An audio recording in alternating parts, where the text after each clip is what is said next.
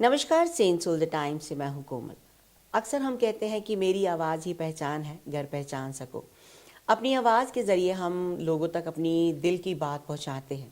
दिल की बात कह लिए कि अपने कुछ ऐसे लम्हे जो हम यादगार बन करके छोड़ जाते हैं, और उन लम्हों के पीछे जो आवाज़ होती है हम सोचते हैं कि ये सीरियल हमने देखा है, इस सीरियल में ये आवाज़ भी सुनी है, लेकिन ये आवाज़ है किसकी।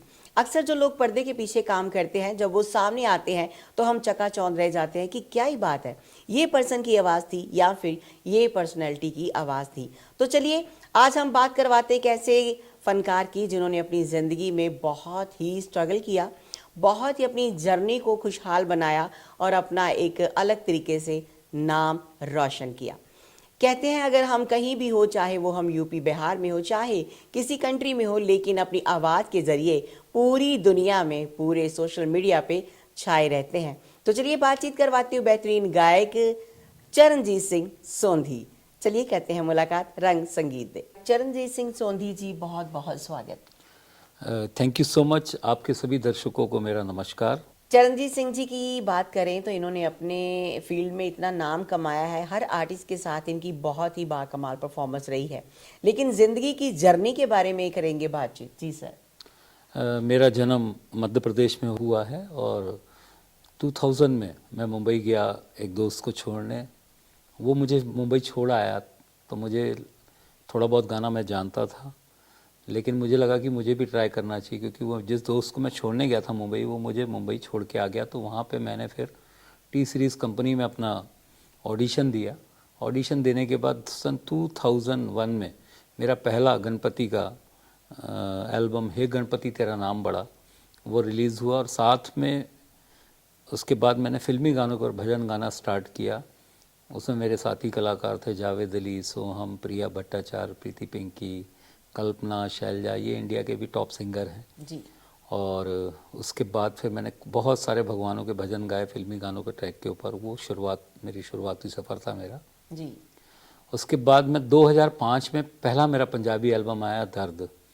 और चूँकि मेरा जो जन्म था वो मध्य प्रदेश का था, बहुत अच्छी पंजाबी मुझे बोलनी नहीं आती थी और ना ही पढ़नी आती थी, लेकिन मैंने काफ़ी तैयारी की और मेरा जब पहला एल्बम आया दर्द, टी सीरीज़ म्यूज़िक कंपनी से रिलीज़ हुआ था, और पहला ही गाना और पहला ही गाने का जो वीडियो था वो इतना पसंद किया सबने, और वो वीडियो मेरा काफ़ी चर्चा में रहा। उस वीडियो का में हमने जिसको ब्रेक दिया वो इंडिया का स्टार हुआ लड़का रजत टोकस, पृथ्वीराज चौहान, जोधा अकबर सीरियल में उसने मेन किरदार निभाया था। और वही गाना मेरा ईटीसी अवार्ड में नॉमिनी हुआ और मुझे पहले ही गाने से पंजाबी इंडस्ट्री में आने का मौका मिल गया था। ये बहुत बड़ी बात है कि आते ही आपको इतना अच्छा मौका मिला कि आपका गीत नॉमिनी हो गया और आपको इतनी बढ़िया अपॉर्चुनिटी मिलती है, लेकिन इसके पीछे किन किन का हाथ होता है, उसके बारे में थोड़ा बताएं। मैं एक मध्य प्रदेश में मैं एक प्रोग्राम करने गया था। वहाँ पे पंजाब के जो पंजाब के पढ़े लिखे, पंजाब में रहे सुखराज सिंह जी, वो एमपी कैडर में आईपीएस बन के गए और उस समय वो आईजी की पोस्ट पे थे। तो उन्होंने मुझे कहा कि तू बहुत अच्छा गाता है, तो तुझे पंजाबी गाने गाना चाहिए। तो मैंने उनसे कहा कि मुझे बहुत अच्छी पंजाबी बोलनी नहीं आती है, मैं ज़्यादा पंजाब में ज़्यादा टच में नहीं रहा हूँ। तो उन्होंने मेरी बहुत सारी तैयारी कराई और उनकी वजह से मैं कहना चाहिए कि पंजाबी इंडस्ट्री में आया। और भगवान का मैं शुक्रिया अदा करता हूँ कि मेरा पहला ही गाना आया और वो नॉमिनी हो गया। तो मुझे सारे पंजाबी आर्टिस्टों में मुझे अच्छी जान पहचान मिल गई थी पहले ही एल्बम से। जी, आपने काफ़ी सीरियल में भी गाया, अपनी आवाज़ सीरियल में दी। वो कौन कौन से सीरियल थे? मैं फिल्मी गानों के ऊपर जब भजन गाता था तो टी सीरीज़ में, तो मेरे साथ कलाकार थी प्रिया भट्टाचार्य, जो सभी सीरियल के टाइटल गाती थी। जी। तो मैंने एक दिन ऐसे उससे मजाक से कहा कि भाई हम लोग कभी कुछ गा पाएंगे नहीं गा पाएंगे इतने फेमस सीरियलों में। तो उसने एक दिन अचानक सुबह मुझे कॉल किया कि तेरी डबिंग है, तू बालाजी में आ जा। तब मैंने एक साथ करीब 20 या 22-25 गाने रिकॉर्ड किए, छोटे छोटे मुखड़े मुखड़े रिकॉर्ड किए, और उनको उन्होंने कौन कौन से सीरियल में कब कब यूज़ किया। मुझे जब सीरियल रिलीज़ होते थे तब मुझे पता लगता था कि ये जो वॉइस पीछे चल रही है मेरी है। और काफ़ी सारे सीरियल, सास भी कभी बहू थी, कहानी घर घर की, कुमकुम, कसौटी ज़िंदगी की, कैसा ये प्यार है, सभी सीरियल में मैंने अपनी आवाज़ दी है। जी, वो जो आवाज़ है वो हम सुनना भी चाहेंगे। जैसे सास भी कभी बहू थी में मिहिर के दादा की जब डेथ हो जाती है, वो किरदार था मिहिर का, उसके जो दादा की डेथ होती है उसको जब अर्थी में लेके जाते हैं तो वहाँ पे मेरा बैकग्राउंड में गाना चल रहा था, जिंदगी का सफ़र है ये कैसा सफ़र, कोई समझा नहीं कोई जाना नहीं, है ये कैसी डगर चलते हैं सब मगर, कोई समझा नहीं कोई जाना नहीं। इतनी बढ़िया आवाज़ और परमात्मा की अपार कृपा है इस आवाज़ पर। बात करें इस आवाज़ की, इस आवाज़ ने बहुत ही हिंदी गीतों के साथ एक धार्मिक पर भी अपना एक अच्छा सिक्का जमाया है। बातचीत करते हैं कैसा आपका गीत था राधा कृष्ण जी का, जिसके मिलियन व्यूज़ हुए। ये गाना एल्बम मैंने किया था आराधना जी। 2014 में मेरा एल्बम रिलीज़ हुआ सारेगामा म्यूज़िक कंपनी से, जो इंडिया की काफ़ी फेमस और सबसे बड़ी और पुरानी म्यूज़िक कंपनी है। उससे पहला मेरा एल्बम किया, उसमें मैंने 8 गाने रिकॉर्ड किए थे। रवि चोपड़ा जी का म्यूज़िक था, उनका लिरिक्स भी था। उसमें एक गाना मैंने रिकॉर्ड किया था, राधा रानी हमें भी बता दे जरा, तेरा दीवाना कैसे हुआ सांवरा। जी। वो गाना इतना ज़्यादा हिट हुआ कि आज सारेगामा के चैनल के डिवोशनल चैनल पे वो सबसे सुपर हिट है। और तकरीबन यूट्यूब पे मैंने उसके 5 गाने जो अलग अलग लोगों ने मेरी वॉइस को यूज़ करके डाला हुआ था, उनके तकरीबन 50-50 मिलियन क्रॉस हो चुके थे। तो ऐसे मैंने 4 गाने डिलीट कराए और आज मेरा जो गाना है वो 70 मिलियन में है। जी। और जेनाइन बिल्कुल और सारे ही देश में मुझे उस गाने से डिवोशनल सॉन्ग के प्रोग्राम मिलते हैं। जी। बात करते हैं प्लेबैक सिंगर की, क्योंकि बहुत सी गीतों में इनकी आवाज़ है, बहुत से धार्मिक गीतों में इनकी आवाज़ है। जिस गीत की मैं बातचीत कर रही हूँ, आपके मन में होगा कि उस गीत की या फिर उस भजन की हम 2 लाइनें ज़रूर सुनना चाहेंगे। इतनी मीठी आवाज़ में क्या ऐसा जादू है जो हर बंदा इनकी आवाज़ में मगन हो जाता है? राधा रानी हमें भी बता दे जरा, तेरा दीवाना कैसे हुआ सांवरा, राधे राधे रटे हर घड़ी बाबरा, राधे राधे रटे हर घड़ी बाबरा, तेरा दीवाना कैसे हुआ सांवरा, राधा रानी हमें भी बता दे जरा, तेरा दीवाना कैसे हुआ सांवरा। जिंदगी में एकदम से आपके लाइफ में टर्निंग पॉइंट आता है, आप पंजाबी में एकदम से हिंदी में जाते हैं या फिर धार्मिक में जाते हैं, तो सबसे जो ज़्यादा सुकून है वो किस में मिला? ये मेरा खुद का सोचना है ऐसा।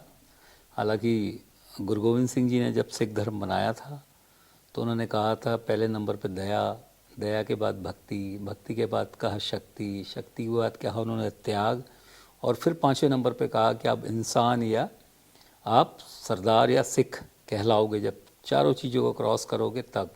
तो मेरा ये मानना है कि बिना भक्ति के कभी किसी को शक्ति नहीं मिलती। तो मुझे भक्ति में काफ़ी सुकून मिलता है और उसी की वजह से जो भी कुछ आज दुनिया में मेरे साथ अच्छा हो रहा है उसमें मैं श्रेय भगवान को देता हूँ कि उनकी कृपा, मेरे गुरुओं की कृपा से मुझे इतनी शोहरत सब कुछ मिल रहा है। कहते हैं जब आप अपने प्रभु की शरण में रहते हो, अपने माँ बाप के अधीन रहते हो, उनकी बातों के प्रति चलते हो, जैसे वो चलाना चाहते हो, तो आप हमेशा ज़िंदगी में तरक्की हासिल करते हो। बातचीत करेंगे, अभी तक आप कहाँ कहाँ पे शो कर चुके हैं?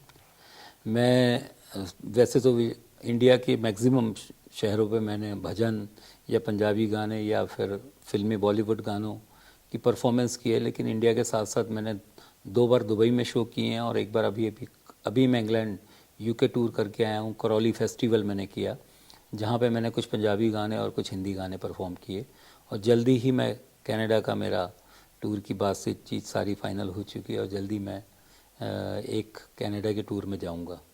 हम बातचीत करते हैं अपनी फिल्म इंडस्ट्री की। कभी आपको मौका मिला कि फिल्म इंडस्ट्री में जाकर के अपनी आवाज़ देने का? एक गाना मेरे से रिकॉर्ड हुआ था, हर पल पिक्चर रिलीज़ होने वाली थी, शाहिनी आहूजा प्रीति जिंटा की फिल्म थी वो। जी।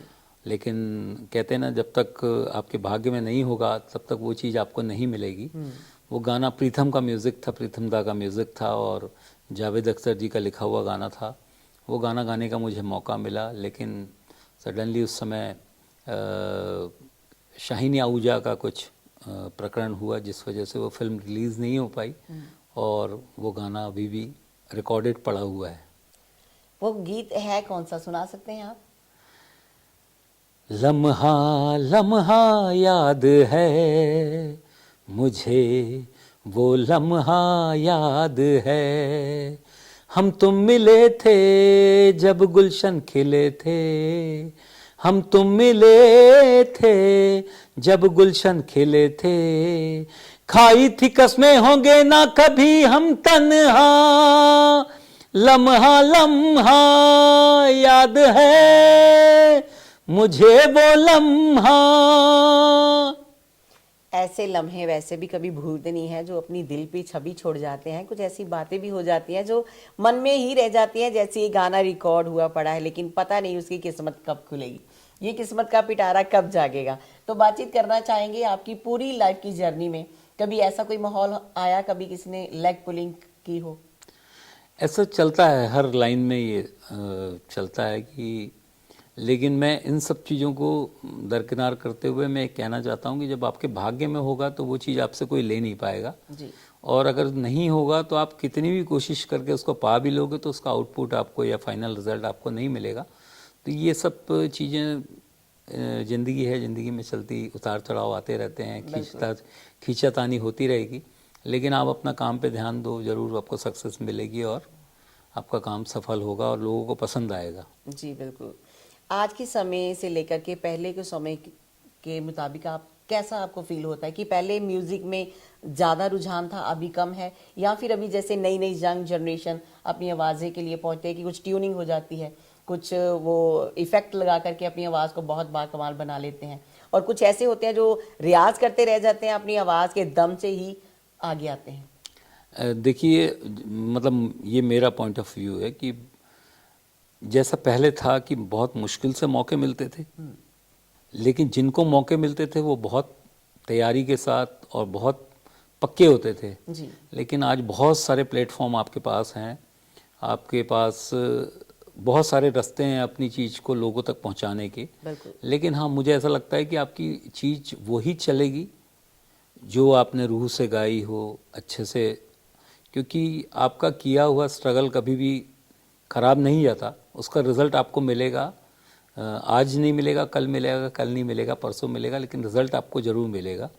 तो वो दौर था कि उसमें बहुत तैयारी करके जाना पड़ता था और बहुत मुश्किल से एक अलग आवाज़ मिलती थी।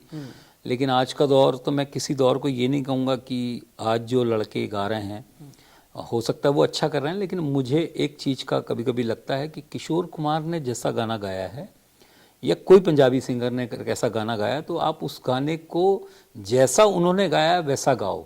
लेकिन अब जो लोग कुछ अपना ट्राई करके दिखाना चाहते हैं, लेकिन इस संगीत को जो लोग जानते हैं, मुझे ऐसा लगता है कि वो लोग इस पे बोल नहीं पाते, लेकिन उनको लगता ज़रूर है कि यार अगर किशोर कुमार का आप गाना गा रहे हो तो वैसा गाओ जैसा किशोर कुमार ने गाया है। ऐसे ही आप पंजाबी गाना गा रहे हो, ऐसा गाओ जैसा उस सिंगर ने गाया है, क्योंकि उस सिंगर ने उस समय गाते समय क्या किया, क्या उसके मन में था। लेकिन अभी जो न्यू जनरेशन आ रही है वो सोच रही है कि हम उसको कुछ अलग प्रस्तुत करेंगे तो शायद हमारी चीज़ अलग आएगी। लेकिन मुझे ऐसा लगता है कि वो लोगों को लोग कुछ बोल नहीं पाते, लेकिन अंदर ही अंदर हम लोग की आपस में जब कुछ अच्छे लोगों से बात होती है तो हमको भी लगता है कि यार इस गाने को हम ऐसा गा सकते हैं। लेकिन फिर हम आपस में चर्चा बात करते हैं और उससे ये पता लगता है कि नहीं यार, उन्होंने जैसा गाया है उस गाने की पिक्चराइजेशन की क्या डिमांड थी, उस डिमांड को रखते हुए, इसलिए अभी जो अपने नए गाने बना रहे हैं वो तो ठीक है, आप जैसा नया बनाओगे, अगर पब्लिक को वो चीज़ अच्छी लगनी होगी तो आप कुछ भी बनाओगे, अगर उनको अच्छी लगनी है तो वो लगेगी, नहीं तो फिर कितना भी अच्छा आप बना लोगे, अगर उनको अच्छी नहीं लगनी है तो फिर वो नहीं लगेगी। सही बात। वही ना कि हर इंसान चाहता है कि मैं अपने तरीके से कुछ नया लेके आऊँ, लेकिन नया लेके आओ, नया लगना भी चाहिए कि हाँ ये नया है। किसी की कॉपी करके आप उसको नया बना रहे हो वो नहीं नया लगेगा।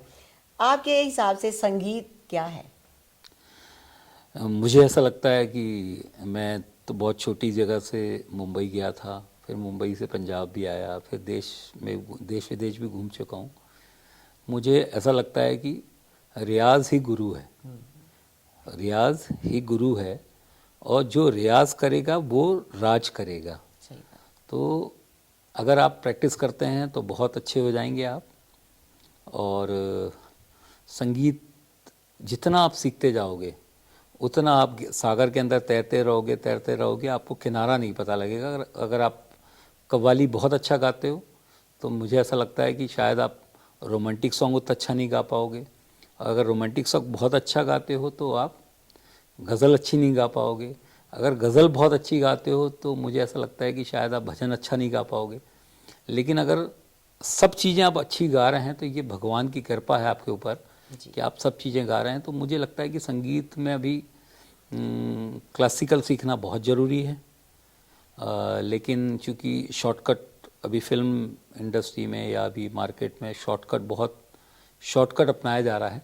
लेकिन मुझे जैसे जब मैं गया था तो मैं एक्सीडेंटल सिंगर था, लेकिन अब थोड़ी बहुत मैंने तैयारी की और कुछ अच्छे लोगों से जब संगतकारी मेरी हुई तो थोड़ा थोड़ा मैंने अभी सीखना स्टार्ट किया। तो ऐसे ही संगीत में जैसे जैसे आप मैच्योर होंगे आप उस चीज़ों को जानेंगे और आपका सोचने का, सुनने का, बताने का तरीका बदल जाएगा। ये मुझे लगता है, मेरे हिसाब से ये संगीत है। बिल्कुल बिल्कुल, बहुत ही गहरी बातों के साथ इन्होंने हमें बताया कि संगीत के मायने क्या है। संगीत एक समुद्र है, जितना आप डूबते जाएंगे उतना आप सीखते भी जाएंगे। समा इजाज़त नहीं देता, लेकिन फिर भी जाते जाते कुछ ज़रूर सुनना चाहेंगे मिस्टर चरणजीत सिंह सोंधी जी से। मेरा जो पहला गाना आया था पंजाबी, जिस गाने से मेरा गाना नॉमिनी हुआ था और काफ़ी पंजाब में मुझे बहुत पसंद किया गया, उसकी 2 लाइनें मैं आपको सुनाता हूँ। कि पंजाब में हर घर से एक बच्चा बाहर गया हुआ है, या कहीं तो 2-2 3-3 सभी गए हुए हैं बाहर। तो माँ की क्या फीलिंग होती है वो राइटर साहब ने हमारे लिखा था और मुझे वो गाने का मौका मिला। पुत्तां दे दर्द अवल्ले कोई माँ होवे तां जाने, छड़ परदेस गया तैनू, छड़ परदेस गया तैनू, माँ दी याद नावे, माँ दी याद नावे, पुत्तां दे दर्द अवल्ले कोई माँ होवे तां जाने। आज हमारे साथ जुड़े थे मिस्टर चरणजीत सिंह सोंधी जी, जिन्होंने अपनी दिल की एक ऐसी भावना आज हमारे रूबरू प्रस्तुत की है कि कहते हैं कि मन में अगर ठान लो कि हाँ कुछ करना है तो वो बंदा करके ज़रूर दिखाता है। पंजाब से लेकर के मध्य प्रदेश तक था इनका एक सफ़र, लेकिन जब वहाँ पे जन्म हुआ तो वहाँ तक का यूके का सफ़र, दुबई का सफ़र, हर कंट्री का सफ़र इन्होंने बताया। और सबसे बढ़िया बात ये चली कि उनके मन में परमात्मा के प्रति विश्वास है। आजकल का इंसान परमात्मा से हट करके कहता है कि बस जो कुछ हूँ मैं ही मैं हूँ, मैं कभी इंसान में नहीं आनी चाहिए। जब मैं आती है तो बस वो मैं तक ही रह जाती है। अपने आप को ऐसा बनाए कि हर बंदा आपकी तरफ देखे और आपसे झुक कर बात करे, क्योंकि आप एक अच्छे इंसान हैं। अच्छा इंसान बनना बहुत बढ़िया बात है। जाते जाते क्या मैसेज देंगे चरणजीत सिंह सोंधी जी? मैं आपके सभी दर्शकों को सबसे पहले थैंक यू सो मच। और मैं यही जो संगीत के सुनने वाले दर्शक बैठे हैं उनको मैं यही कहूँगा कि आप तैयारी करें, और तैयारी करके आप अगर इस फील्ड में आना चाहते हैं तो तैयारी करके आइए। आपको सक्सेस आज नहीं कल, कल नहीं परसों आपको सक्सेस ज़रूर मिलेगी। थोड़े से इंतज़ार से मिलेगी लेकिन मिल जाएगी। आज जो हमारे साथ हैं गायक चरणजीत सिंह सोंधी जी, उनका सफ़र एमपी से पंजाब, पंजाब से फिर मुंबई, और मुंबई जब वो बालाजी कंपनी के साथ जुड़े तो वो सफ़र कैसा था उसके बारे में ज़रूर बताएं। सबसे पहले तो जब मैं मुंबई गया तो मुझे ऐसा लगता है कि मुंबई की कुछ बातें हैं जो मैं अपने सभी दर्शकों को, आपके दर्शकों को बताना चाहता हूँ कि मुंबई में ना कोई कहता नहीं है और काम कोई देता नहीं है। क्या बात हालांकि ये इंडस्ट्री में भी होता है, सारी इंडस्ट्री में, चाहे वो कि क्योंकि पता होता है कि खासकर मुंबई में जो मैंने सुना है कि अगर किसी आर्टिस्ट को, अगर किसी प्रोड्यूसर ने या किसी ने मना कर दिया और उसके 4 दिन बाद कहीं उसका गाना चल गया, तो फिर वो, बहुत सारे ऐसे कलाकारों को जानता हूँ जिन्होंने उस कंपनी को फिर टारगेट में कर लिया था। इसलिए मुंबई में कहा जाता है कि आपको नहीं कोई नहीं कहेगा, लेकिन काम आपको कोई नहीं देगा। तो ये मुंबई का है। आप मुंबई का जो मेरा बालाजी के साथ जो मेरा संपर्क था, ये था कि मुझे गाने का मौका मिला और मेरे गाने काफ़ी सारे चले और भजन बहुत सारे गाए मैंने वहाँ पे। अभी भी एक दो फिल्मों में गाने रिकॉर्ड करके बैठा हूँ। जल्दी समय आने पर मैं आपको गानों के बारे में आपको बताऊंगा। एक चरणजीत जी, अपने मन में कुछ ऐसा होता है कि मेरे मन की बात रह गई, कोई ऐसी बात हो मन में? नहीं, मन में ऐसी कोई बात नहीं है, क्योंकि मैंने जिस भी फील्ड में काम करने की कोशिश की, क्योंकि मेरा जन्म तो मध्य प्रदेश में हुआ था, तो मुझे मुंबई में भी सफलता मिली। थोड़ा सा लेट मुझे टाइम लग रहा था और लग रहा है अभी भी। और मैं पंजाब आया, पंजाब में मेरा पहला ही गाना नॉमिनी हो गया। तो मैं उसके बाद मैं बाहर भी जब शो करने गया, मेरे काफ़ी शो सक्सेसफुल हुए, क्योंकि मुझे हिंदी भी गाने में काफ़ी अच्छा लगता है, पंजाबी थोड़ा बहुत गा लेता हूँ मैं, मराठी भी थोड़ा बहुत गा लेता हूँ, बंगाली भी थोड़ा बहुत गा लेता हूँ, क्योंकि हम मुंबई में मराठी थोड़ा बहुत आदमी जान लेता है, लेकिन बंगाली मेरे कुछ दोस्त हैं तो बंगाली का भी मैं थोड़ा बहुत जानता हूँ। और हिंदी का तो क्योंकि मेरा जन्म मध्य प्रदेश का था, तो हिंदी का तो मेरा, तो यही सब बात है कि मुझे सब तरफ गाने का मौका मिल रहा है। और आगे भी मैं कुछ नई लैंग्वेज में गाना के लिए लगा हूँ, लेकिन मैं चाहता हूँ उसकी मैं अच्छे से तैयारी करके गाऊँ, जिससे मुझे उसका आउटपुट अच्छा मिले। जी, पंजाब जलंधर वासियों के लिए आप क्या कहना चाहेंगे? जलंधर अपने आप में बहुत ही अलग शहर लगता है मुझे। बहुत सारे कलाकार हैं यहाँ पे, बहुत ही हर फील्ड में मैंने देखा कि यहाँ पे बहुत अच्छे लोग हैं। और खाना स्पेशली दाल मखनी रोटी का जो यहाँ का टेस्ट है, आज ही मैंने सरसों का साग और मक्की की रोटी खाई है मक्खन, वाइट मक्खन के साथ। तो कुछ चीज़ें ऐसी हैं जो सिर्फ पंजाब में ही आपको मिलेंगी, और उसका एक अलग ही मतलब मज़ा होता है। जब हम पंजाब से बाहर जाते हैं तो ये चीज़ों को ज़रूर याद करते हैं। और जलंधर में काफ़ी सारे मेरे दोस्त हैं, काफ़ी सारे लोग हैं, तो सारा ही अच्छा। यहाँ से बहुत सारे आर्टिस्ट, बहुत सारे अलग अलग फील्ड में लोग यहाँ से गए हैं, तो ये बहुत अच्छी नगरी है और यहाँ से सक्सेस ज़रूर मिलती है, इसलिए मैं इस नगरी को सलाम करता हूँ। तो बने रहिए सेंट्स ऑफ द टाइम्स में। आज हमारे साथ थे गायक चरणजीत सिंह सोंधी जी।